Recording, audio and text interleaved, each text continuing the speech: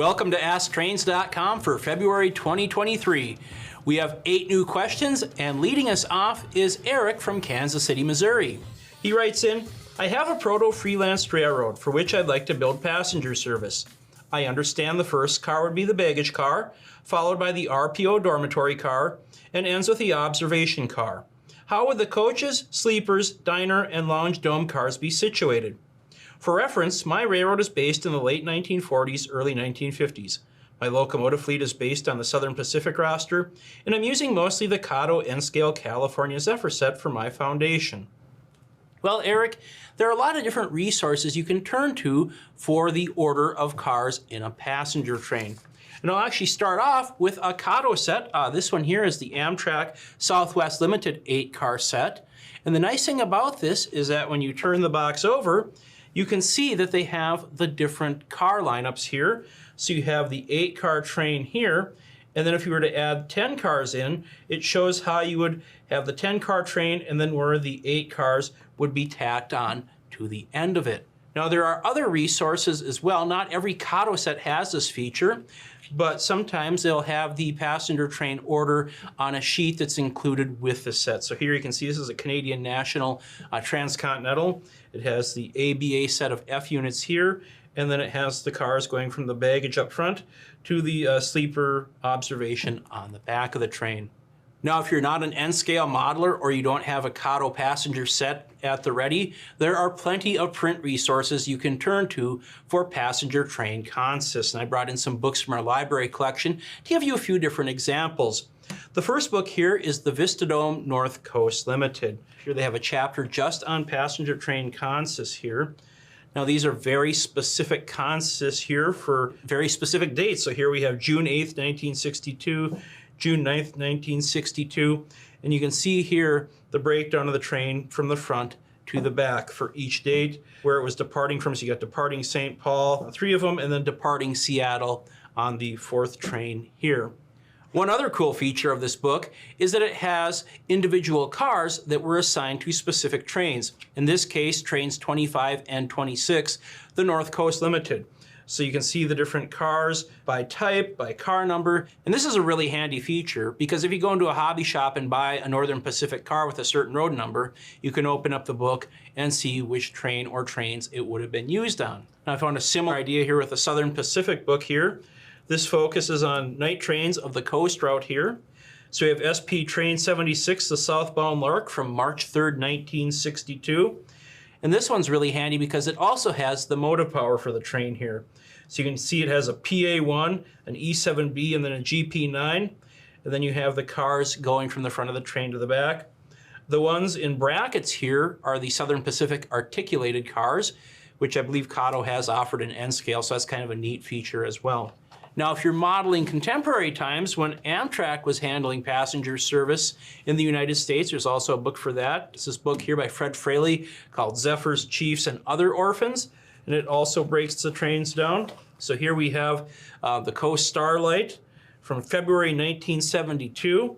You can see that the power was SDP 45s, and then it had a baggage car, a diner, bar, lounge, and then 3 coaches on it. And this book goes through with all the different trains and all the different consists from the early days of Amtrak. So Eric, I hope that answers your question. As you can see, there are plenty of resources for finding out the order of passenger cars in a train. In addition, there are numerous online resources as well. And when in doubt, always look at prototype photos. It's a great way to see how consists were. I've used that many times for finding out what trains look like in the area that I model. And it's really amazing because I've learned information each time, different baggage cars that were used, different equipment, different paint schemes, things like that. Not only does it help you get the train order correct, but it helps you buy the right equipment. Scenery is an aspect of model railroading that many people enjoy. And we have a question about some techniques that Cheryl Sassy used in a recent issue of Model Railroader magazine. Dave writes in, Cheryl Sassy's technique for modeling various vegetation continues to move the bar toward greater realism.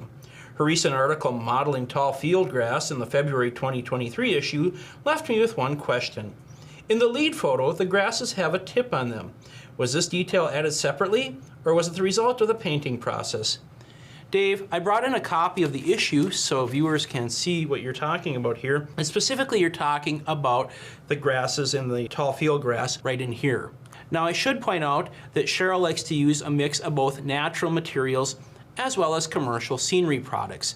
Some of the products she likes to use include wild oregano and pepper grass. Some of those materials do have, I think they're little seeds on the tip that look like leaves, especially in O scale. So when she bundles them together and paints them, it actually looks like separate details, but it's just part of the plant that's on there. Now you can capture that look using various scenery materials. I've seen some people where they will take individual fibers and dip it into white glue and then use kind of like a lightish brown ground foam to simulate cattails.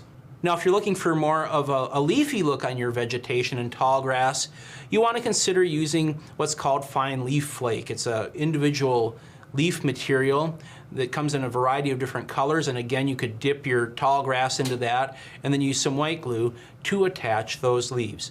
So as you can see, Dave, there are both plenty of natural materials as well as off-the-shelf scenery products that you can use to recreate tall grass and get the realistic results that Cheryl Sassy did. Now we have a few more questions to get to, so let's head down to the MR workshop where we're going to catch up with Roger Karp from Classic Toy Trains, Aaron Skinner from Fine Scale Modelers, and then I'll share a couple different modeling projects that I've been working on. Roger, perfect timing. Hi, Cody. How's it going, everybody? Roger Karp, Senior Editor at Classic Toy Trains and noted Lionel historian. And Roger, I was going through the AskTrains.com inbox and I had a question addressed to you. Great. Nick wrote in and he writes, Anthony Castellucio worked for Lionel in the 1950s and 1960s. He is the father of Frankie Valli. I read that he was a designer for Lionel and I'm trying to find out what he designed. If there's any information that you have or a site that would give me some information, I would really appreciate it. And Roger, of course, for our viewers here, Frankie Valli, of course, Frankie Valli and the Four Seasons fame. Our younger viewers might better know Frankie Valli from the musical Jersey Boys. But Roger, I know you've done a tremendous amount of research over the years on Lionel, and I've actually had the chance to talk to Frankie Valli about his father's work. Thank you, Cody. It's really a pleasure, and it's so appropriate that I'm standing in front of this model railroader, Project Railroad. Let me step back a bit and tell you what I know, and I can help Nick.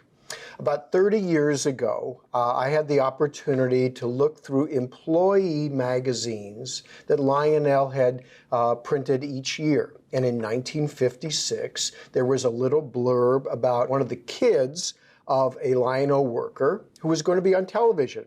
And it mentioned Frankie Valli with his first group, the Four Lovers, in 1956 were going to appear on the Ed Sullivan variety show on a Sunday night. And they were likely going to do their current song on RCA Victor Records called You're the Apple of My Eye. And in that little blurb, it mentioned that Frankie Valli's father, Anthony Castellucio, he wasn't a designer. He worked in the display department. And the display department at the Lionel factory was responsible for creating exactly sort of what you see here. They would create displays, operating displays, 4x6, 4x8, or 5x9 that were sold to authorized merchants. A couple of years after I read this, I had the opportunity to interview the late William Bonanno, whose younger brother, Joseph Bonanno, was the chief engineer at the Lionel factory. And I talked to Bill, and he was a delightful gentleman, really, really sharp, talented, and interesting. And I asked him about Anthony Castellucio, and he remembered him.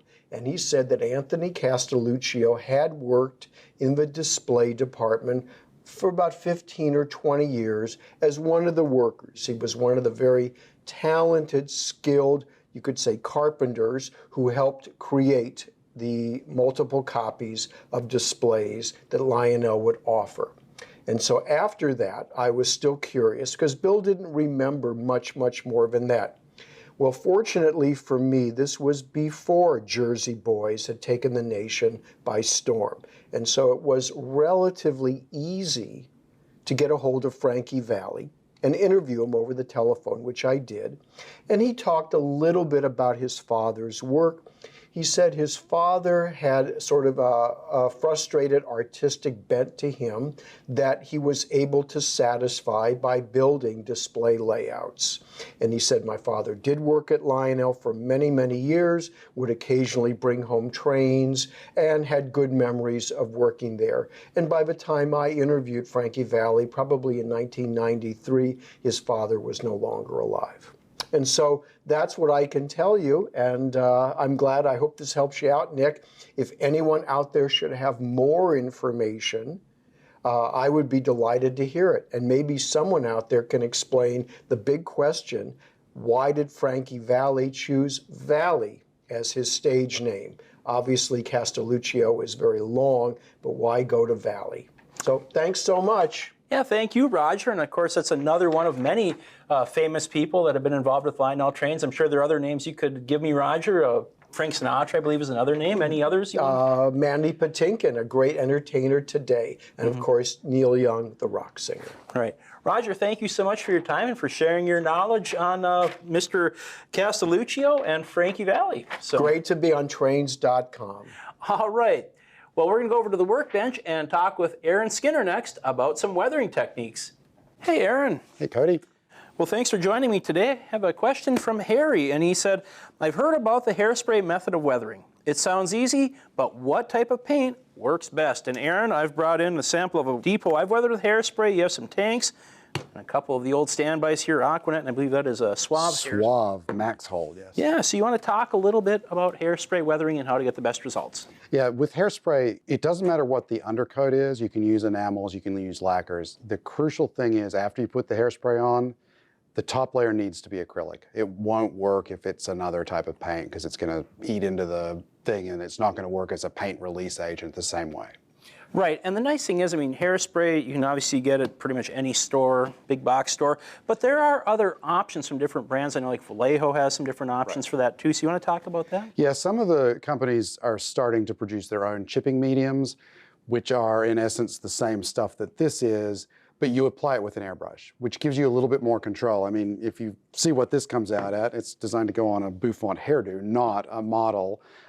So it allows you to really control where you're doing the chipping. So if you only want to do it in a particular area of the model, you don't want to chip paint everywhere, then you can do that.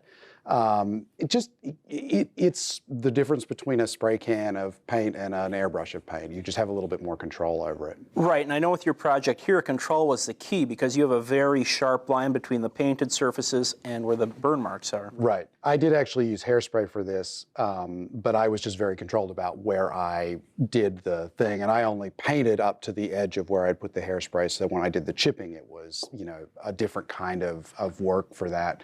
Because I was going for a very specific effect. I've done it on other models before where I've applied a much more general coat and then been very deliberate about where I was using the water for the chipping, where I was applying it and how much scrubbing I was doing. The other thing to talk about with hairspray weathering is how long you wait.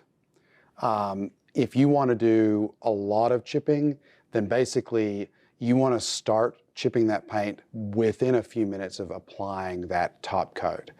The hairspray needs to dry for, I don't know, I usually leave mine a day to be sure it's good and cured. But the paint, when you apply that level of paint, if you're doing like it's really common for us to do like whitewash, winter whitewash on tanks. You put that white over the top of the camouflage, and then usually by the time I've finished flushing out my brush, I'm ready to go ahead and start chipping because the longer that paint sits there, the harder it is to get it to chip off. So you're going to get to a point where if you wait too long, you get to the end of the model, you're not going to be getting a whole lot of paint off the surface. And Aaron, do you want to talk a little bit about some of the tools that you use when removing paint using the hairspray method? A wet paintbrush, and ideally the best kind is one with fairly stiff bristles, straight, short, stiff bristles, because that'll give you more traction on the paint.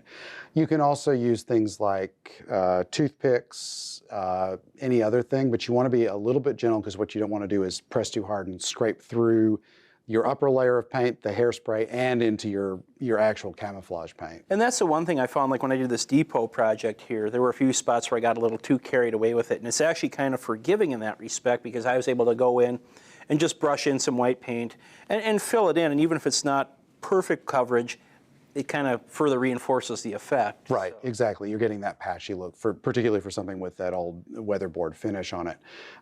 The other thing that's really cool about Hairspray is that you can layer the effects. And we see this a lot where you'll put on the first layer, you'll paint it like a rust color. Then you'll put on the hairspray, and you'll put on the camouflage layer, and you'll erode that a little bit, and then you'll put on another layer of hairspray, put on the next layer of color, and then you can chip that back.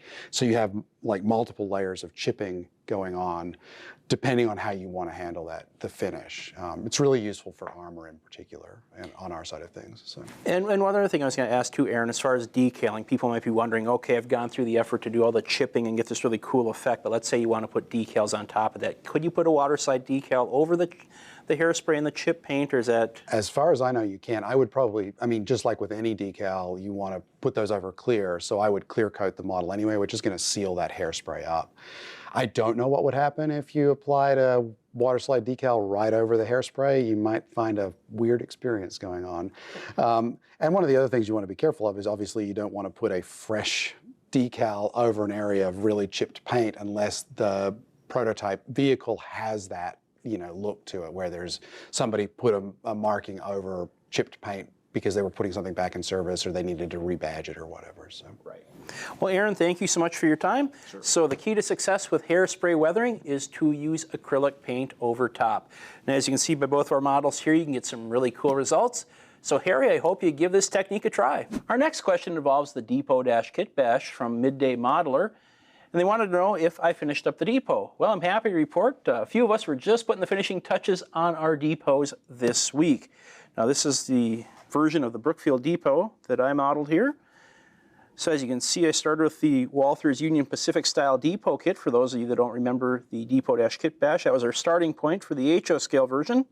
Then I went through and I rearranged the doors and windows. I did some modifications to the bay window. Probably some of the most time-consuming aspects of this project were plugging the various doors and windows. You can see some of that back in here. You can see there was a window, I believe, here and another one over here that I plugged. And then I used different Tichy train group doors and windows to match the arrangement of those details on the full-size depot. Now here's some drawings from the October 1984 issue of Model Railroader, so you can kind of get an idea of what the full-size structure looked like, and then the model here. There are also a few different photographs of the depot from over the years. My version depicts the structure as it looked right before it was moved a few years ago. Here's some pictures of it back when it was in the black and white scheme before the Milwaukee Road went out of business. I did not model the little handcar shed that was just to the east side of the depot. And then for the station signs, those I was able to just photocopy the drawings that were in this issue, and then I put them on some 15,006 styrene strip. Then I just added some gutters, downspouts, put in the glazing, added some lights on the ends and on the sides of the depot, put in a power meter, a little bit of weathering, and I was good to go. So happy to report it's done, and you can read about this depot and some of the other ones in our upcoming special issue, the Ultimate Guide 2023. We have contributions from Seth Puffer and Jerry Leone as well, so some outside contributors who did some fantastic work. I think, what, David, Jerry made his a gas station, and sorry, I just pitched it back to you there, but... Yes, Jerry made a gas station, Seth made a yard office. That's what he did with his. Yeah, I know. Most of us built depots, actually. It was a depot kitbash, so. Yeah, well, it was a good starting point. I think Steve-O, he did a creamery. So, so a few different takes on that. But in the end, it was a really fun project. It's kind of neat to see how everybody put their thoughts together and kitbash the structure. So, like I said, you can read all about that in Ultimate Guide 2023, which will be on newsstands in May. So you want to check that out. Our next question involves a Dash 9 that I wrote about for Trains.com. Specifically, the question was how to model the lower shelf couplers on the locomotive. Well, for that, I like to use Cody number 119 Magnematic couplers. Now, this is a double shelf coupler, but with a couple easy modifications, you can turn it into a lower shelf coupler. Now, here's one of the couplers, and as you can see, it has the shelf on the bottom and the shelf on the top. So what you can do is just come into some cutters and take off this top bit right here. You know, you have to do a little bit of touch-up work, and for that I just like to use files or sanding sticks, whatever I have convenient. For this I'll use files.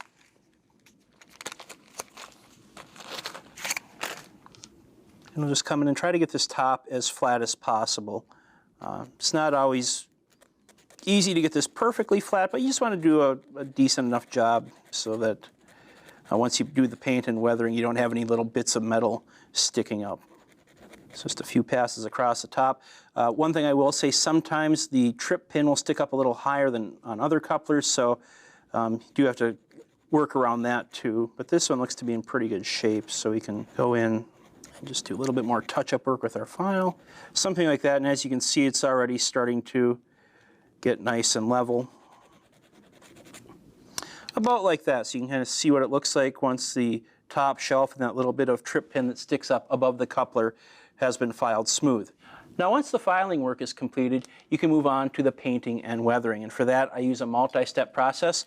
I start by painting the couplers with Tamiya Color for Plastics TS1 Red Brown. And the key to this is to build up the color in light layers, because remember, you still have this spring on the side of the knuckle here, and you don't want to gum that up at all. So just put on the coats real light, and between coats just go through and make sure that the spring is still working and that everything is still operating as it should. Now once that paint has dried, you can go in with the application of Tester's Dull Coat. This is the number 1260. Again, just spray it real lightly until it has a flat finish. And then once the dull coat is dried, I like to come in with some Monroe Models weathering washes. A couple of colors I like to use are Quick Age and Dark Earth. The key to using these is to make sure that you get these stirred up real thoroughly, because as you can see, this is just isopropyl alcohol and powdered pastel. So you want to get all that pastel off the bottom, get it mixed into the alcohol, and then you get the result shown here on the model. You can go in and paint the trip pin if you're so inclined with a grimy black color. Sometimes you can touch the tip of the pin with a little silver paint or rusty paint to simulate a glad hand. But as you can see, that finished coupler looks nice. It has a kind of a rusty metal finish. And once the trip pin is painted and the coupler is installed, it has a nice, realistic, worn metal look, just like you'd find on the prototype. Our final two questions also relate to classic toy trains, and I've brought in editor Hal Miller to help with these. And Hal, let's kick things off. We had a question from Eric, and he writes in, if I want to run both post-war and modern Lionel locomotives, do I need separate power packs, or can I power the track with a Lionel ZW transformer and use the Lionel Chief Controller or Bluetooth for the modern equipment and the ZW for the post-war equipment? All right, well, Eric, you're in luck, because you can actually use controllers like the ZW, or I have a KW here, which is one of my favorites, with the Lion Chief app on the phone, or the universal remote, or the remote that comes with your locomotive or set. All you need to do is apply power to the track, and you get a wall wart typically with a set, and that stands in for this. Now you can add more power with one of these and just use this for control or this for control, and you don't have to unplug anything or disconnect anything from your track. All you have to do is actually turn the transformer on and make sure you're getting about 15 to 20 volts to the track, and your app on your phone or your remote should work to run your train. Real cool, Hal. And how about accessories? I mean, I know the train part you can handle, but what about accessories? Does this all play together too? Yes, absolutely. The accessories are only controlled by the transformer. So that should be connected to your constant output taps. And that has nothing to do with these throttles. And just make sure the throttles are on when you're trying to run the train with the remote or the app. Well, Hal, thanks for that information. And Eric, I hope that answers your question. So you can indeed mix old and new with your Lionel trains. And Hal, we've got one more for you, kind of on the accessory vein here. We have a gentleman, James, wrote in, and he purchased a Lionel number 3619 helicopter reconnaissance car at an antique store. He said it was in good condition. He was able to get the mechanics of the car working perfectly, but he noted that the sides of the plastic body were warped and that it was keeping the accessory from working properly.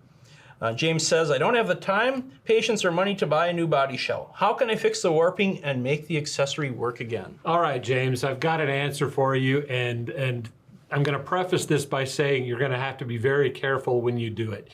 The 3619 is a neat car when it works properly, but it's very finicky. And everything has to be just so for it to work properly. And that includes the sides of the body because they have to be straight up and down. And in your case, they're warped. And that happens sometimes with cars that are stored over time in maybe a hot attic or something. And they warp a little bit. And as a result, the two doors on the top have to open properly. And then the helicopter pops up on a little arm and it will spin out. There's a spring-loaded deal on the bottom that makes the propeller twist and fly away. So you have to have the walls straight up and down for it to pop up correctly. I would put it in the boxcar itself, get yourself an old baking sheet and put it in a 200 to 250 degree oven.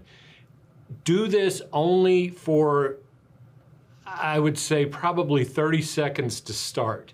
And what you want to do is take it out and use your hands or fingers, push the walls out to vertical. Now, if it doesn't warm up enough to take a set in the vertical position, put it back in for another 15 to 30 seconds and keep warming it to the point where the plastic is a little bit pliable, but not so much that you put fingerprints in it or the plastic itself starts to warp downward. In that case, you've gone too far and you're really in trouble. You will have to buy either a new car or a new shell. The other thing you can do is use a hair dryer. Now, hair dryers vary in wattage, and some of them get real hot and some of them don't. The other thing you can try is a paint remover heat gun that you'd find at a hardware store. And those will get very, very hot. And this will do the same thing in terms of heating the car up enough to move the plastic out to vertical. Again, you have to be careful not to overheat the plastic because you could put a hole inside of the car or really warp the side even more. So again, move the heat source as you do it. Don't leave it on there very long and heat it just enough to reposition the plastic like you need it. And those are my two pieces of advice. Be careful and good luck. Yeah, and Hal, I'll echo that sentiment with the heat guns. I tried to use those heat gun one time, trying to get some paint to dry a little quicker. And then when I got done, I realized I had melted, and this was an HO scale model, mind you, but I melted all the ladder rungs on the car. Oh, so, yeah. ouch. So there is a very fine point where it goes from warm to mush. To molten, yeah. Yeah. And at that point, you really will have to replace the car. That's right. Hal, thanks again. And James, good luck with your project. It sounds like that car is repairable. You just got to have some patience and a fine touch.